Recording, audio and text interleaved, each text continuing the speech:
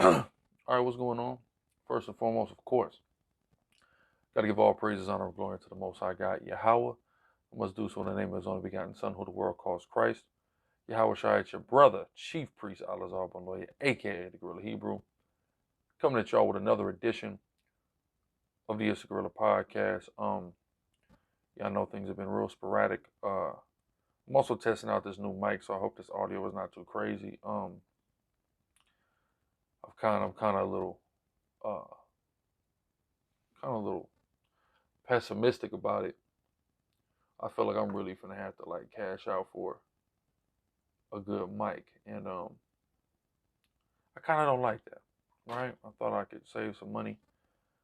Just don't got money to just spend on miscellaneous things all the time. But yeah, anyway, I digress. Testing out this new mic.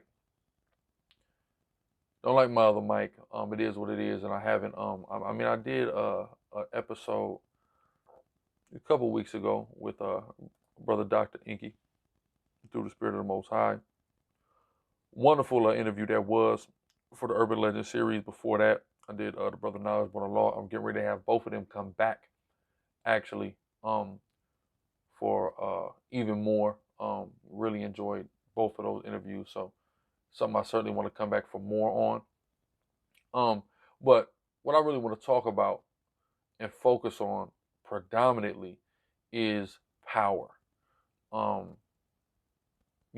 main show, the main theme, and the main thing that I've talked about over the last 27 episodes of Issa Gorilla is power. That's been the overwhelming continuing theme in most of the episodes. So I'd like to talk about power. I probably will talk about some other things as well, as far especially as business related. But I really want to focus on power to start, and then we'll see where the Spirit leads us and guides us past that. So y'all know Power had a hiatus. Power recently, this past weekend, came back from the hiatus. Let me stop before I go there.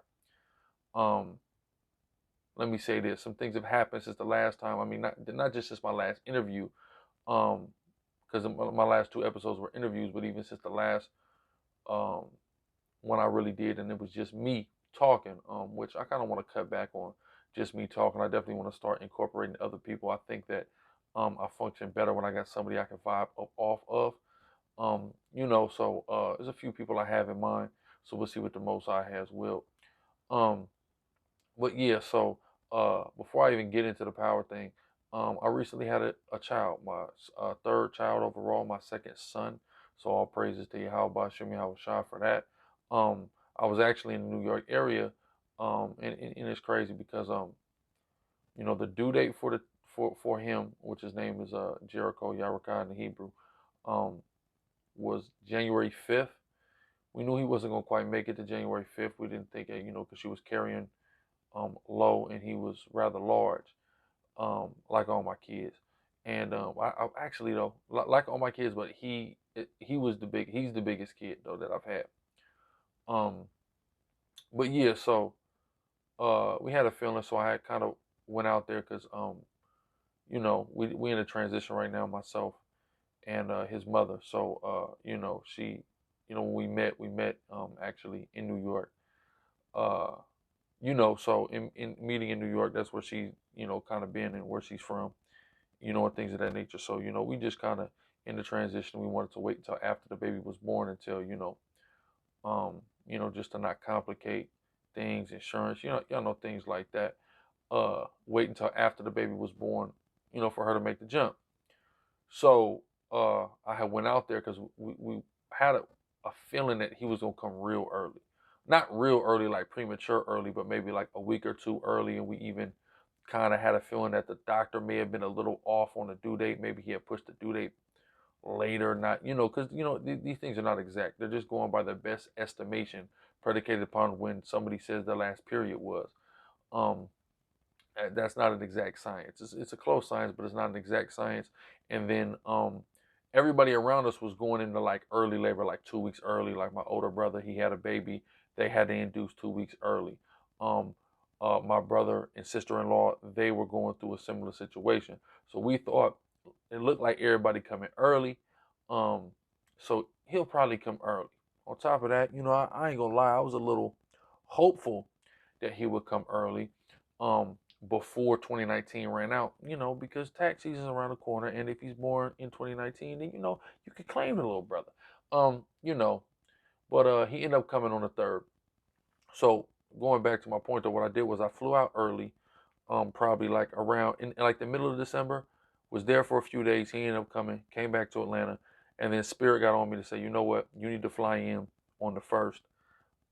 You need to fly in on the 1st and stay, stay about another 5 days, because he should be coming around then. I really didn't want to miss it. I had been there for, my previous 2 children's births, and that's something that's very important to me as a father, to be there and be present for that. So I wanted to make sure I was there. So I flew in, and then sure enough, she went into labor actually on the 2nd, and then gave birth to him at 8 pounds 9 ounces on the morning of the 3rd. So all praise to Yahweh Hashem Yahushua for that. I'm ecstatic, powerful, love being a father. It's such a true blessing. And I understand why the Most High, the first thing that he commands his creation is to be fruitful and multiply in the book of Genesis 1. I understand it totally. It's beautiful. It's fulfilling. It's the gift that keeps on giving. I love it. I want a million more. Anyway, so I say all that to actually segue into my power, right? My power talk. So, as y'all know, if you have the Stars, well, some of y'all may not know this. If you have the Stars app, at midnight on Saturday, which is technically Sunday, right? But we still consider that Saturday night for the most part. If you have the Stars app, you actually can watch Power on the app directly at midnight, or 11:59 p.m. Saturday night you could watch. So what I did was went down on Saturday to House of David, got one of my brothers from SICARRI Philly, did a unity camp with the brothers from House of David, and then I took a train. While I was on the train ride is about 90 minutes to get to where I was going. So while I was on that train, went ahead, pulled my phone up, went on that Stars app. By the grace of the Most High, Power's back. This is January the 5th, right? Now, before I even talk about that episode, I never really was able to get into my power theory on hashtag who shot Ghost on a podcast. I meant to do it a million times, but just with everything going on between traveling, going out to the camp, doing class, editing videos, being a father, getting ready to be a father of a newborn all over again, and actually having some time to keep my sanity and get some rest, and some relaxation here and there when I can, I really hadn't been able at all to do the podcast. So I didn't even get to go over this, and didn't get to get the anticipation of being disappointed by this last week's episode of my theory on who shot Ghost. So now I get into that. So, as we know, or those of us that watch Power and are up to date on it, as we know, you have James St. Patrick, aka Ghost, who was shot in his nightclub Truth on an episode that segued into a hiatus where the show took 2 months off, right? It was suspenseful. Everybody was like, what the hell? Who shot Ghost? Niggas was mad, etc., whatever. All right, cool. So I developed a theory. They presented to us 7 suspects, 7 potential shooters for Ghost.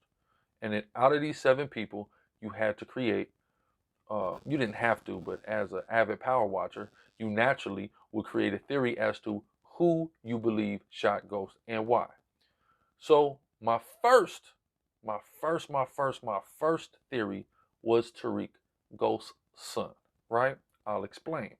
The reason why I felt like it was Tariq is because close to the end of that show, Tariq goes up in his pop's club and talks to him about an individual who Kanan had previously name dropped to Tariq, who was close friends with Ghost when they were younger, but Ghost killed him. And Tariq inquires to Ghost as to, well, why'd you kill him? Like, how do you sleep at night? Blah, blah, blah. Ghost responds to him that he stood in his way, and he gave him the opportunity and warned him, look, just get out of my way and this ain't got to happen. He didn't want to get out the way, so he had to do what he had to do, right? Now, right after Ghost tells Tariq this, Tariq asks Ghost if he still wants him to turn himself in for the murder of the crooked cop. Ghost says yes. Tariq nods his head, leaves. Now, my thing is this. He asked Ghost what motivated to kill him, someone so close to him. He says, I gave him an opportunity to get out of my way, but he stood in my way, so I killed him. To me, it seemed as if Tariq was like, okay, that's why you did it. I'm now going to give you an opportunity to get out of my way, but you still want me to turn myself in. So guess what? You're in my way, so I got to knock you down. That was my initial theory. But I retracted that theory and went with an alternative, right? Which I really feel like was more plausible. And not just actually more plausible. I felt like the secondary theory I went with was more plausible because it was less predictable. And I felt like what the show should do is something that's not predictable. So when the episode ends, you see 7 people walking seemingly to do something serious. But the only people, if y'all go watch that ending sequence, the only people who of a certainty were at truth as were showed in that last sequence were Saxe, the ex AUSA, assistant United States attorney, the ex-Fed dude, Saxe, and Paz Vasquez, or Paz Valdez, which is the sister of Angela, you know, the deceased lover of Ghost. Now, the thing about it is, Paz was walking in with a loaded gun that she already had cocked, shaken nervously, and put it in her purse. So to me, I say, you know what? It's too predictable for Tariq if did it. It goes too much with the theme of the show. It's too predictable for Tommy or Tasha to have done it. That also goes too much with the theme of the show. And to me, it's not logical for Tommy to have knocked him off because they were just in that bang out earlier and he could have killed him then, but he didn't. He shot the other nigga and escaped. So he could have killed him then, right? Tasha, that's the father of her kids. As much of a black widow as she is, even though she blew her ex-best friend's brains out, I don't think that she would do that to her kids, especially not to that baby girl who has already experienced the loss of her big sister, has already had to go through the hell of a divorce. It doesn't make sense for Tasha to have done it, and Tariq is just too obvious. Tate, as a political figure, it didn't make sense to me that he would do anything rash to throw his life away. It didn't make sense to me for Dre to do it because Dre had just made a deal with the feds to say that Ghost did a murder. So why would he kill Ghost if his get out of jail free card is saying that Ghost committed a murder, the murder of Terry Silver, which of course I still believe Tasha committed, which I spoke about in episode 24. So it didn't make sense for Dre to do it, right? So that eliminates 5 suspects. That leaves 2, Saxe and Paz, the 2 people who we were shown emphatically were at truth in that sequence. Now, Saxe is a Fed. Saxe is mad. Saxe was actually getting ready to get indicted, but that's also too obvious. So of course it has to be Valdez, the sister of his slain lover. The way he was shot looked like he was shot in the exact same location of which Angela does, so I call it poetic justice. Even though he didn't kill Angela, getting Angela mixed up in their lifestyle is what ultimately led to her death. Him meeting her where he met her, and Tommy wanting to kill him and shooting and missing him and killing her is really still Ghost is at fault. So it was like a poetic justice thing, and she was the least predictable suspect. So to me, it was sensible to say, nah, it wasn't Tariq, that's too predictable. It's Paz. I don't think the show is going to do something that predictable. But if you watch the last week's episode, you see that Paz was eliminated out of the potential suspects. She didn't do it. So that means they have chosen one of these predictable niggas to do it. Dre's dead, so it wasn't Dre. So now it leaves us 5. Tate, Tasha, Tariq, Tommy, or Saxe. The 4 T's and Saxe. Saxe is the odd man out. Right, but also I thought that Paz shot him and that Saxe was going to go down for it because Saxe was also there on the scene, right? Apparently, that's not what happened because we saw Paz and Saxe bury Angela after everything was said and done. So I don't think either of them did it at this point, even though that still doesn't emphatically clear Saxe for the record. But I think it's too coincidental for the 4 T's to be left in Saxe. So I think Saxe is the odd man out and it's one of the 4 T's. But now, because it was revealed that Paz is not the shooter, which I realized probably halfway through the episode, damn, she couldn't have did it because she was up in, you know, just various reasons. She couldn't have did it. Okay, I'm now going back to Tariq and my initial theory. I'm going back to my first mind. I guess I should have stuck with my first mind. But the thing is, again, it's too predictable. I mean, we had Kanan kill his son. We had Tommy kill his pops. so it goes along with the theme of the show. But again, it's for Tariq to have done it, or Tommy, or Tasha, it's super predictable. And I really don't think Tate did it. And then Sax is also super predictable. And also, it doesn't make sense for Tate to have done it, especially when he just gave Dre 50,000 to do it, and Dre actually was finna go do it. So none of it actually makes any sense as far as Tate goes, or, I mean, just really as far as Tate goes. So then you have Sax and the other three, and all of that is like super predictable. So I'm interested to see exactly how it happened, and X, Y, and Z. We're on the edge of our seats, but with the suspects that are plausible, that are remaining, it's too predictable to think that one of them did it, and that's my issue with that aspect. I feel like the show should have had a less predictable shooter. Period. Now you have people though also who are talking about this quote unquote wild card. Well, what if it was Ramona? Number one, Ramona is a high-ranking political official in the Democratic Party, right? She likes Ghost. She's falling for Ghost, right? But she's not that deep into it to where she would kill him out of jealousy, nor would she kill anybody to jeopardize her position as who she is in the Democratic Party. That doesn't make the least bit of sense. I want people to understand that. That's truthfully, in the words of my main man on Hardball, that's stupid to believe in. And you know what, Salakia, my fault, my bad, my apologies if I'm insulting you or you feel insulted because you were stupid enough to think that Ramona would do it with no actual motivation. Let's say that Ramona believed everything that Paul said about Ghost, that he's just this bad guy. She's not even truly involved in a relationship with this dude as of yet. So why in the hell would it matter? She actually can escape now. Good. Thanks for warning me. Now I'm escaping. Not I'm going to murder the guy. That's nuts. That's nuts. Right? But now going back, because Tasha's walking frantically. So I think that what I initially thought was, of course, that Tariq did it, and Tasha was walking frantically to attempt to stop Tariq because she knew that's what he was finna do. Then after I abandoned that and went with pause, I then said, or I then believed that Tariq actually, due to his conversation with his pops, was going to turn himself in, and Tasha was walking frantically in an attempt to stop Tariq. Right? That's the deacon calling me. My apologies. So I thought that that's what she was trying to do. Now I'm going back again to my initial theory. Tariq's going to kill Ghost. Tasha's walking frantically in an attempt to stop Tariq. Right? What's Tommy doing? This dude. I'll call him back. What's Tommy doing? Tommy may be there because Tariq called him. Remember, Tariq was asking Dre for a gun. Maybe he couldn't get a gun. Maybe he went to Tommy for the gun, or maybe Tommy went to watch his back. Who knows? That kind of makes sense to me. So I mean, it's a lot of possibilities. But again, I'm going strongly now with Tariq. It goes in accordance with the theme of the show, and it definitely sets the tone for the spinoff show that we all pretty much believe will be centered around Tariq anyway.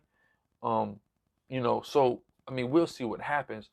I just feel like to do Tariq, it's just very predictable. But if they show Tariq doing it, it will be in a large way a demonstration of a rite of passage into gangsterism and manhood of Tariq. I've kind of viewed Tariq and his actions as just some punk kid and not really a nigga with that heart, and is that gangster for real? If he pulls this off, that'll put his gangster level on. That'll level him up. You know what I'm saying? There's also a lot of, they kind of built something up with Tariq selling dope and giving it to the teacher, and then that kind of hasn't been talked about for episodes. So there's that aspect. Maybe they'll explore that, how they've been kind of going back in the timeline and exploring things. I'm interested to see about what the hell happened with Tommy and that shootout with Ghost, who them niggas was. It seems like on a preview they had for the upcoming episode that Benny, the mob dude who was Proctor's cousin's wife, is coming in and getting at Tariq. And then when Pause, of course, went to Tommy's house at the end of the last episode, seemingly to kill Tommy, which I hope she would. She opened the door. It was empty. I believe that due to fear of the mob coming for him, Tommy got the hell out of town. I mean, his mans and them were locked up. He ain't got no dope. His connect is dead. The mob was after him. His best friend is dead. The only help he could ever have in the world. It only makes sense that the nigga got out of town. His girl is dead. You know what I'm saying? It only makes sense for the nigga to have gotten out of town. Which is logical and plausible, I think. Which also can be in part what the spinoff, related to the spinoff, bringing the Tommy character back, or possibly even the spinoff being centered around Tommy. That's also possible too. I'm sure we all want it to be around Tariq, but it could possibly be centered around Tommy. We really don't know. We won't know until it's all said and done. It's a lot of interesting things going on with Power right now. Tremendous show, as always. I'm at the edge of my seat. And there's a lot of people complaining. Our people are crazy sometimes. There's a lot of people complaining online. They don't like how it is. But the thing is, you don't like how it is because it's not happening the way you want it to happen. And a TV show does not have to happen the way you want it to happen. Or if you think it would have been better if they did it this way or that way, it don't have to happen that way. The fact that you're emotionally involved into it, the fact that you're watching every week, even though it's not going the way that you like it to go, is showing you how riveting it is and how great the writers and the producers and the actors are doing it. That's a testament to that. Because you can't stop watching, you can't stop talking about it, even if you quote unquote don't like it. They are getting their job done. They are delivering. All right, so just sit back. Sometimes we be trying to play God too much. We be trying to control everything too much. Sometimes just sit back, let it ride, enjoy the show. We the main people yelling at the goddamn screen at a movie that we seen 10 times, telling somebody to not walk down a hallway that we know they're gonna walk down. It has to happen. It's how it goes, man. If it didn't happen like that, we wouldn't have no goddamn movie. Just for once, I want somebody to produce a movie that goes the way that everybody wants it to go, just to show people how stupid and boring it is, and then shut everyone up about their goddamn complaints about the movies. Of course, things do not always happen the way we want to, but nigga, that's the movies. Right? It's the movies. It's not reality, it's the movies. And guess what? A lot of times, reality don't go that goddamn way either. Get over it. Sorry, that's my rant, man. I had to get that off of my chest. My apologies. I just had to get that off of my chest. A couple other shows I was watching. Whatchamacallit? Weird Ass Watchmen. I'm not quite finished with it. I started the last episode. I just haven't got through it yet, so I'm not even gonna talk about it. It's weird. I don't even really want to talk about it. I'm behind on All American. I'm behind on Black Lightning. So I don't even know what the hell is going on. Truth be told, I don't know. But I'm gonna tell you what I do know. I do know I'm gonna watch Power, if it be the will of the Most High, as soon as it comes out every Saturday. I know that. I know that, right? So in knowing that, I'm gonna have that to talk about, and I'm surely gonna talk about that without question. Is there anything else? Oh, my Seahawks. Oh man, my Seahawks. We had a hard battle year. Marshawn Lynch coming back. I was so optimistic, but we just can't beat Green Bay and Lambeau Field. It's something that we have not been able to do in like 20 years. Just being real, we just not been able to do it. So I just don't see it. Just is what it is. It's over. So now I'm taking my money and putting it on the Kansas City Chiefs. So let me ask, well, why do you want the Chiefs to win? Here's why. Because as of right now, we got the Packers, the Niners, the Chiefs, and the Titans. Right? One of those, two of those four are going to be in the Super Bowl. One of those four are going to be the world champion if the Lord let's just get there. Right? So with that being said, the Ravens is out. That's the young black quarterback. The Seahawks is out. That's the black quarterback. Who's the black quarterback left? Mahomes with the Chiefs. So that's what I'm going for. I don't give a damn. I'm always root for the black quarterback over anybody goddamn else. Point blank, period. That's what I'm going to do. That's what I'm about. So I'm going with the Chiefs. I'd love to see that young black man lead his team to a championship. But don't sleep on them Titans, because we was all sleep on them, and then we watched them knock off Tom Brady, and then we watched them knock off the Ravens, the new hot team in the league, led by the young brother, right? We watched them do that. So don't sleep on the Titans, but I'm going to keep it a buck. My money and who I want to see get the W is the Chiefs. By the grace of the Most High, Lord willing, I'll be actually in Miami for that weekend. Of course, I ain't going to the game. I'll be teaching in and around the festivities that are going on for the Super Bowl. But damn it, I'm going to be there, so I'm going to be experiencing the atmosphere. So I hope I can be there for the Chiefs win. But either way, it doesn't really matter. I'm not super off into football like I once was. I'm always, of course, root for the Seahawks. The Seahawks Green Bay game was the only actual game I even really watched at my house. Only other time I see a game is just, you know, if I'm out and it's on, because with the whole Kaepernick thing, the boycott, I was with that all the way. But I definitely wanted to see if the Seahawks were going to be able to pull it off at Lambeau, which unfortunately we didn't. But it is what it is. Um, my other team, the Astros, they just had this huge cheating scandal, that went down, and uh, I ain't got no comment on that. It is what it is. My basketball team, the Detroit Pistons, my favorite player, their star player, uh, Blake Griffin is opted out the rest of the season to get some much needed knee surgery for some nagging injury that he has and that he's had throughout his career. He missed. People sometimes forget he missed his entire rookie year um, due to a leg injury. He got from coming down off of just a very impactful dunk. So he's actually going to miss the rest of the year due to the surgery. I mean, it's tough. It is what it is, but your health is more important. Why try to win a couple games now at the possible expense of your health in the long term, as to rather just say, we're going to take the rest of this year off, so you're healthy later on in your career when your team actually can have some contendership, and hopefully in the offseason the Pistons can go and get somebody who would be a major key factor in assisting him and Andre Drummond and Derrick Rose with actually being a serious contender. Hopefully the Pistons don't foolishly trade Drummond off or Rose. Go ahead and keep Rose, keep Drummond, and make this thing happen, man. We'll see what happens. But either way, to be truth be told, I don't want another basketball season to happen. I don't want another baseball season to happen. I don't want another football season to happen. I want this world to end. I want the kingdom, and I want us to be entertained by the heathen. I want us to stop entertaining. That's really what I want, to be honest with you. But in the meantime, if we're here, of course, I want to see my teams win. Of course, I want to enjoy my favorite TV shows and things of that nature, those little small consolation prizes that you get in captivity. But it is what it is. That's my rant, though, for today. It's Gorilla number 27. The water for tuning in.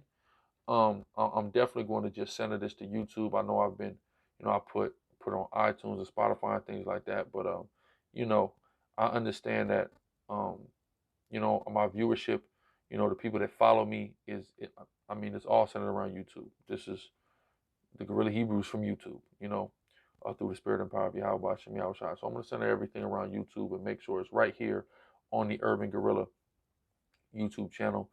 Make sure y'all tune into our gaming live streams. We got Beige Rays Live and we got Gaming with Gorilla Live.